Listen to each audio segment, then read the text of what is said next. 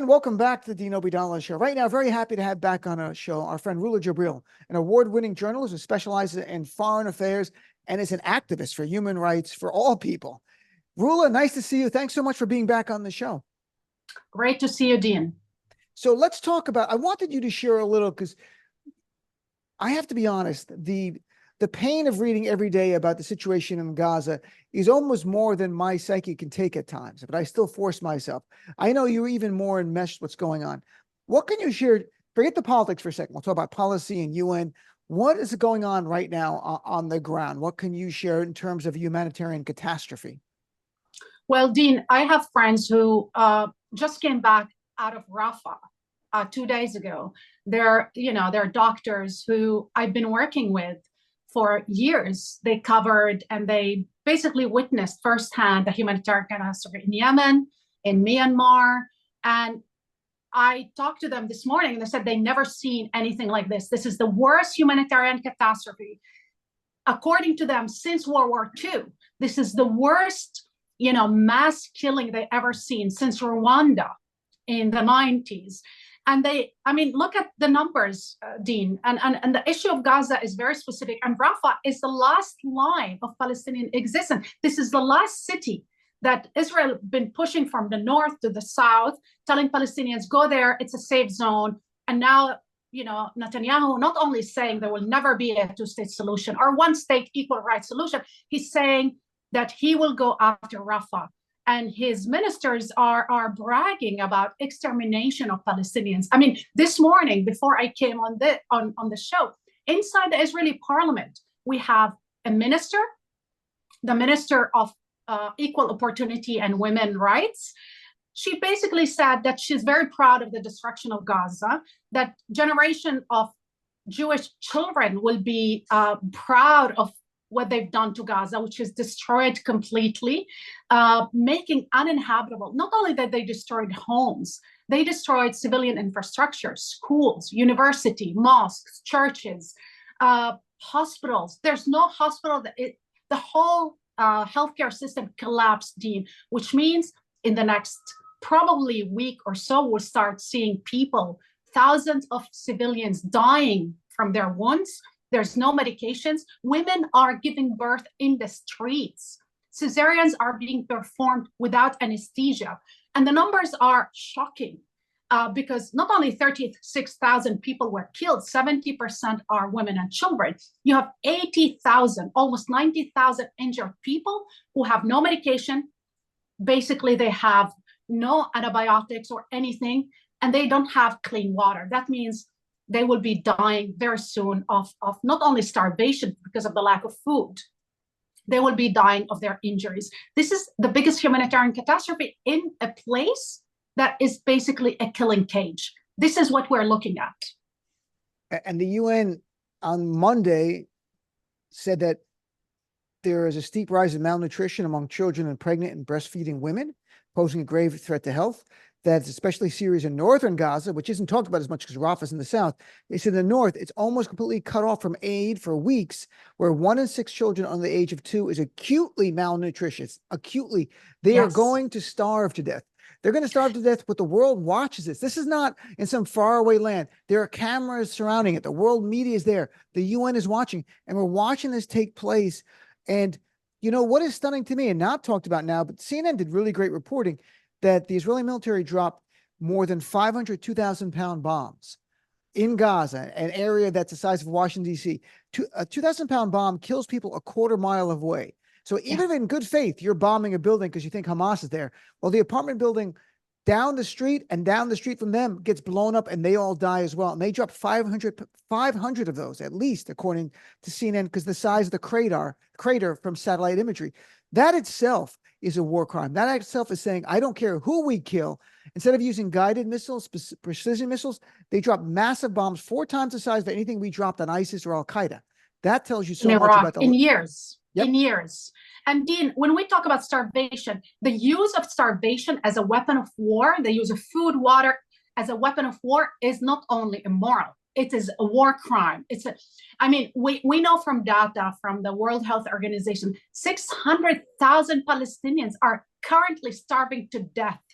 700,000 are risk of outbreak pandemics and epidemics. I mean, not only they don't have food, they don't have clean water. I mean, I've been seeing videos of children drinking from contaminated waters.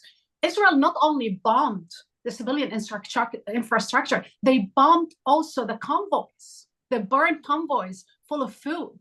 And until now, they continue to brag on national television about using starvation to push Gazans to the brink, and to send an idea: either you die by bombs or by starvation, or you leave and you have no future. What's happening in Gaza, they're killing Palestinian hope for any future and Palestinian existence. They're telling Palestinians and the world with it, this is what we're going to do, either them or us, and they have to be killed. And what's shocking, what happened this morning in the Israeli parliament, in the Knesset, a member of the Likud party, Bibi Netanyahu's party, from the podium of the Knesset, told the member of the opposition, Ayman Aoudeh, the first Palestinian Israeli leaders who called for equality, he told him, you will die, your children and grandchildren will die, and there will never be a Palestinian state.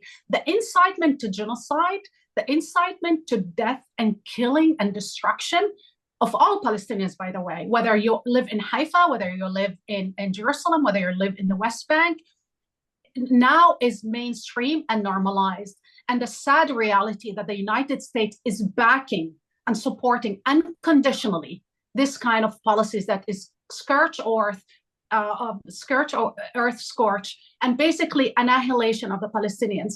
And it's not in America's national security, by the way. If you look at the policies that the United States enacted in Iraq, initially was debaathification, which what I call today is de-Hamasification, so-called total victory, what Bibi Netanyahu called total victory. The United States had to walk back and basically dismantle its own policies to stabilize Iraq. And that was the Sahwa, the awakening. The United States understood that they cannot win or they cannot bomb their way to victory. They had to put on the table a political and diplomatic and an economic solution, reparation for Iraqis. They can stop supporting extremists and basically join the new Iraq state. What Israel is doing, not only dismantling international law and basically decimating any idea for Palestinian statehood or freedom or dignity or even equality, they're telling the world, we want to be above international law. We want to be the exception. And I think at this point, the only people who are empowered with this kind of doctrines are dictators. Dictators like Putin, like Trump, like Xi Jinping, who are saying, bring it on. Perfect. We like it. If you create this precedent, this will not stop in Gaza. This will be used everywhere globally. And I'm telling you, Rula Jebreal, a foreign policy expert, award-winning journalist. I want to read a little from an LA Times op-ed written by an American doctor who just went to Gaza. He was on Joy Reid's show last night, and Joy was literally moved to tears. She had a fight crying on air. But I'm just going to read a little from the op-ed where he said, I'm an American doctor who went to Gaza. What I saw wasn't war, it was annihilation. He said, I listened to my patients as they whispered their stories to me as I wheeled them into the operating room for surgery. The majority had been sleeping in their homes when they were bombed. I couldn't help thinking the lucky ones died instantaneously, either by the force of the explosion or being buried under the rubble. The survivors faced hours of surgery and multiple trips to the emergency room, all while mourning the loss of their children and spouses. And he said, I stopped keeping track of how many new orphans I had operated on. This is what's going on in Gaza. And the worst part is that it is backed by U.S. military support, U.S. weapons, as Bernie Sanders has said on my show and other places. The U.S. is complicit, meaning we are all complicit because we're taxpayers. It's not just those in the Biden administration. All of us as U.S. taxpayers are complicit in this. Yeah, I'm not reading the article. I'm saying now, I'm telling you how I feel about this. And it is something, as I mentioned to you, well, I couldn't go into details, what I told Secretary of State Blinken in my meeting, and I mentioned on the show I had that meeting. I told him we are all complicit. It's not just you. We are, all of us, complicit in this. And that's the reality. And we're about to give $14 billion in more military aid without any conditions or restrictions whatsoever. After seeing this, how is the U.S. leadership not involved in potentially being complicit in war crimes? Because we know there are war crimes are playing out, because collective punishment itself is a war crime, and that's what's going on in Gaza. For the crimes of Hamas, a terrorist group, 2 million Palestinians are suffering. That's collective punishment. So there's a war crime. how do we give the money and not put conditions on it? I mean, I honestly, I get asked this question when I am in Europe very often by Europeans. Like, how is that possible that a country of 330 million people, the superpower in the world, is basically blackmailed hostage to a country of 7 million people, whose prime minister, basically a far-right thug, indicted for corruption, a corrupt, basically autocrat or wannabe autocrat. How is that possible that Biden continue to be so weak in leading, in his foreign policy in the Middle East, and give this unconditional support, knowing very well what Israel is committing is not only war crimes, potentially genocidal, as the court, the ICJ, said. And so it's not only his foreign policy is doomed. My fear that his presidency is on the line because of his support of this Netanyahu's war in Gaza. I wonder, he's not looking at young people, young voter, minorities, Black people, Muslim and Americans who are looking at this and are horrified, and they cannot support these policies. He's willing to gamble his presidency, the United States national security, all of this for what? For what? To salvage Netanyahu's far-right extremists who are telling us now they will not stop in Gaza. If they get away with destroying, exterminating Gaza, they will bring this policy, as they're already mentioning, to East Jerusalem, to the West Bank. They're already threatening during the month of Ramadan, which is in 3 weeks, Dean, to basically expand the operation everywhere. They already entered Jenin and bombed the refugee camp in Jenin, which is in the West Bank. They already destroyed areas of Nablus. So at this point, where does this stop? Because this is Netanyahu and his far-right coalition declared when they came to power a year ago that the ultimate goal is to dismantle, decimate the Palestinian question once and for all. Hamas gave them the opportunity on October 7th, and now they're taking it everywhere. And we might want to not ignore the fact that this will unleash hell and extremism around the world. When I saw the shooting the other day in, there was a shooting, I believe, somewhere, and they were celebrating the Super Bowl. My first instinct was like, okay, here we are. It's happening. I believe that we are looking at a series of terrorist attacks across the West. Remember, our policies produce this, exactly like we paved the way for the rise of ISIS in Iraq and elsewhere across the Middle East. This policy will not produce anything but extremism and terrorism. You know who's saying this? The CIA. You know who's saying this? Even Israeli security apparatus, who are saying to the highest echelon of the politicians, we will not achieve total victory because there will be a backlash. Not only that, they're telling them you cannot destroy completely Hamas because somehow they will become a guerrilla group, they will go underground, and anyway, their leadership are outside. So again, what Netanyahu is pursuing is not only destroying international law, America's credibility is being destroyed, but also he is dismantling its national security in the Middle East. The United States cannot walk away from this. They cannot pretend this is not happening, and this doesn't have repercussion. The faster we talk about the consequences, the repercussion, maybe the faster they wake up. And, part of this is, it's clear now Netanyahu is standing in the way of the ceasefire. He doesn't like the terms. Hamas had offered terms that were release all the hostages over time, but then the military has to leave Gaza. And I think that was a stumbling point because Netanyahu plans on keeping the Israeli military in Gaza, even when there's a ceasefire and calm. But yesterday, before the UN Security Council, there's 15 members, and there was a proposed immediate ceasefire proposed by Algeria. And every country, let me put it this way, no country voted no of the 15 except for the United States. And because of our position, we were able to veto it. The other nations all voted yes. The UK abstained, which is essentially a yes. And we stopped it. What is your sense of why the U.S. actually stopped a ceasefire resolution when we know Netanyahu is not giving President Biden what he wants, and he's not going along with the Biden administration, which is pushing and working tirelessly for a ceasefire? Well, clearly, who's dictating the agenda for the Middle East?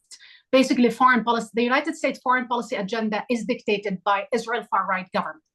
and its lobbyists in the United States and our backers. And at this point, I think we need to wake up to this very rotten dynamic, because it's not possible that we have a democratic administration elected to protect America's democracy, multi-ethnic, multiracial democracy, is being bullied and is being dominated and dictated the terms in the Middle East by a far-right government whose extremists are ministers who are calling to wipe out villages, to carry out pogroms, to exterminate Palestinians, to forbid them from going to the Aqsa Mosque to pray, even during the month of Ramadan, and forbidding not only, people from Gaza, forbidding Palestinian Israelis themselves. I mean, we're looking at a reality that I think we need really to start examining this dynamic that is truly sick and rotten and corrupt. At this point, the weakness of Biden in not standing up to Netanyahu is being not only noticed in the United States. Look at Borrell, the chief foreign minister for Europe, when he said, if you are really complaining about too many dead people, you need to stop funding and arming Israel. Look at the prime minister of Spain. Look at the prime minister of Belgium, who've been sending messages to the United States saying, you need to hold the line and hold, Bibi Netanyahu and his ministers accountable. Otherwise, we cannot look the other way and claim that, we care about international law when in Ukraine, Putin is committing these violations in Ukraine, but then we dismiss it and protect Netanyahu when he's committing the same exact thing in Gaza. If you really care about human rights violations or international law, international humanitarian law, or even rule-based international order, you cannot care about it selectively, because this is not a deal, exactly like our colleague said, this is not a deal between fighters. This is a deal between nations, between humanity. And if you care about it selectively, you're dismantling and undermining it for everyone and empowering extremists. And I hope Biden can start understanding this and you cannot stand up to Trump here and then let Netanyahu get away with mass killing of hundreds of thousands of people directly and indirectly, because then you're really not credible. And I'm telling you what, Rula Jebreal, award-winning journalist, I've had two members of Congress on the last week and a half that both have said the idea of who's the superpower in this relationship. First of all, last time we had Congresswoman Bonnie Watson-Coleman on from New Jersey, who talked about the arrogance of Netanyahu. He's got to be held accountable. We can't keep giving weapons, seeing what he's doing. And Congressman Ilhan Omar a week ago talking about who is the superpower? Aren't we? What kind of relationship is this where the United States is being dictated to by Netanyahu, who's a bad faith actor, who is Trump's buddy, who is part of the GOP apparatus, who wants Biden to fail every way possible to bring Trump back in? That's what's going on. This is why is Biden helping him? That's the question we have to ask. At this point, we need to start asking questions to this administration about the role in enabling this genocide that's taking place in Gaza, because I believe at this point, initially, we all somehow thought, the shock after October 7th attack. But at this point, it's clear what the agenda of this government. They're saying clearly, Smotrich and others saying they don't care about the hostages, are willing to sacrifice them. Actually, they killed just 10 hostages, bombarding an area that the IDF itself knew that there are hostages. So clearly the priority was never really the hostages, but to destroy completely Gaza. So is Biden really thinking that he can get away with annihilating totally Gaza and the Palestinian Gaza? And you really think that this is going to be his legacy? And Netanyahu doesn't care about Biden or Democrats. Nope. And you know why he doesn't care? We saw this when Barack Obama was in office. He pointed his finger and told the first Black man in this country, basically start lecturing him and start inciting directly against him, like he incited against Yitzhak Rabin, because for him, Obama represents the multi-ethnic democracy he never wanted to see in his country. And this is what he hates the most. He wants an ethno-national state, a colonial state that annexes the whole land.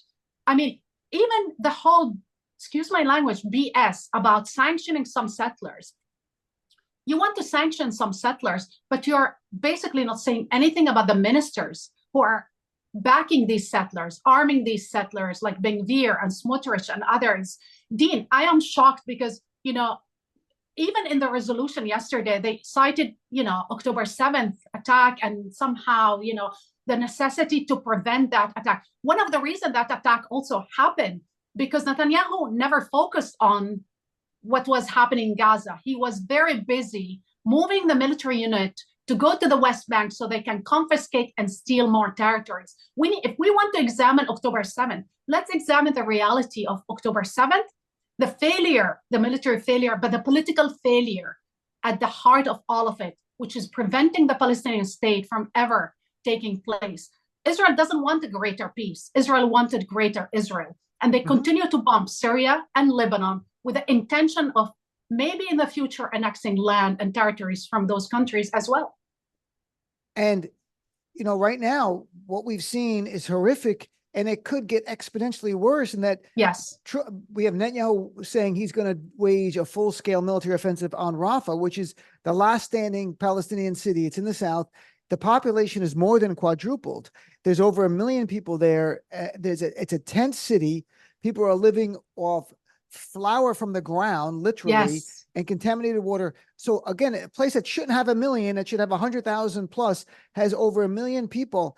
They were told to go there, and now Netanyahu saying, go someplace else. And where is there to go? And he doesn't care. They're going to wage an offensive.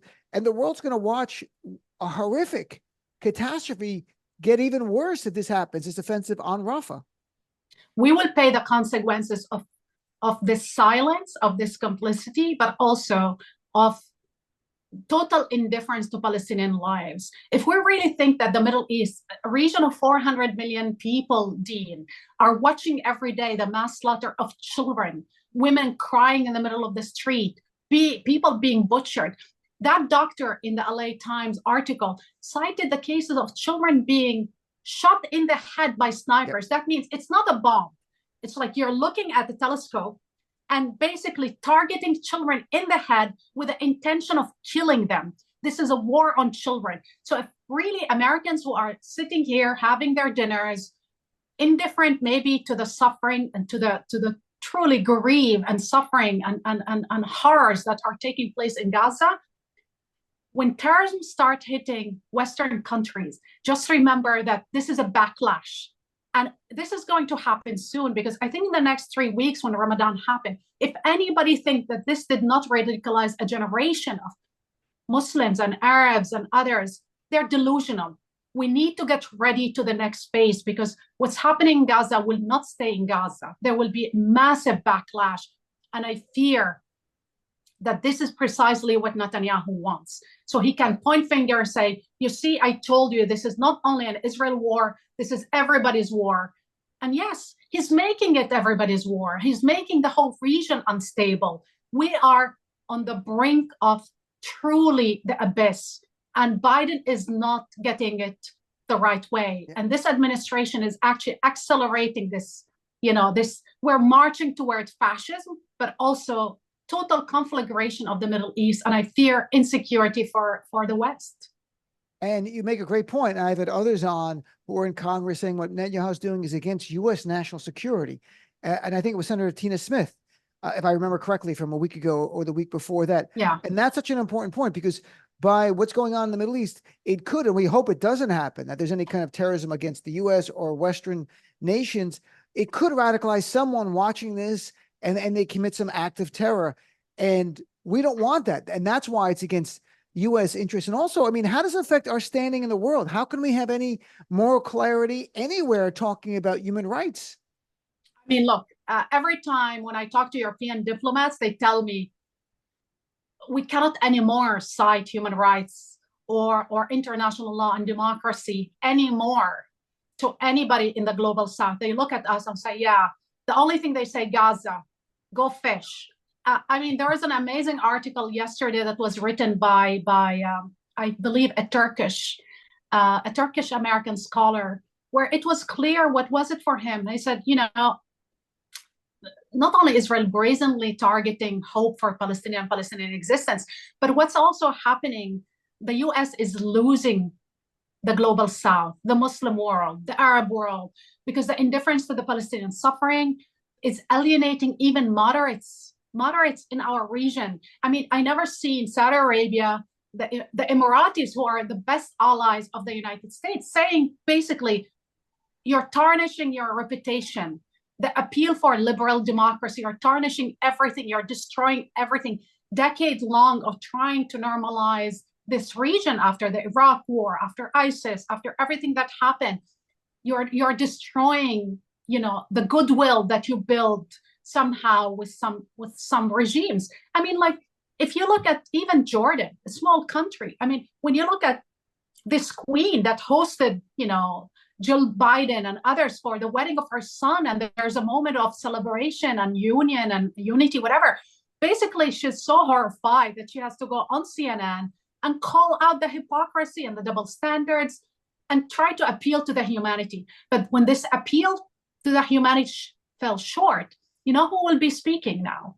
I feel the violence will be speaking. Weapons will be speaking. I hope not. JFK used to say, if you basically kill nonviolent revolutions, you will open the door for a violent one. You cannot have it both ways. You cannot say, well, we will use violence to crush whatever, in Gaza, will destroy totally Gaza. But we shouldn't, and you shouldn't react violently elsewhere. You're telling the region you don't believe in international law, or you believe in international law only for Westerners. You believe that the use of violence should be used only by, a occupying power like Israel. And everybody else, you're telling them, well, sit down and die in silence. They're not going to sit down and die in silence. This is delusional. And at this point, I fear this all plays into the hand of Putin, Netanyahu, Trump, and Xi Jinping, and not Joe Biden and not Democrat, because they're dismantling their own rule-based international order. It's making people lose confidence in the values that we believe that our country is supposed to stand for. And the JFK quote, because I like that quote a lot, what it goes verbatim is that if you make peaceful revolution impossible, you make violent revolution inevitable. And that's what JFK said. Somebody should read this to President Biden, to Lincoln, to Sullivan. What's going on with like that? Again, when we met with the Secretary of State and other State Department people we spoke to, have made it clear the Biden team, and at some point they have to go public. Honestly, the Biden team has to go public.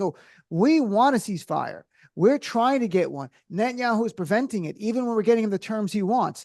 But they won't do that because then it'll make Biden look weak, that you can't make a guy. He already looks weak. So I know. So I'm just saying, like, in their own calculations, there's a domestic political calculation here, because if he said that, then Democrats would all get it and go like, oh my gosh. So he already looks weak.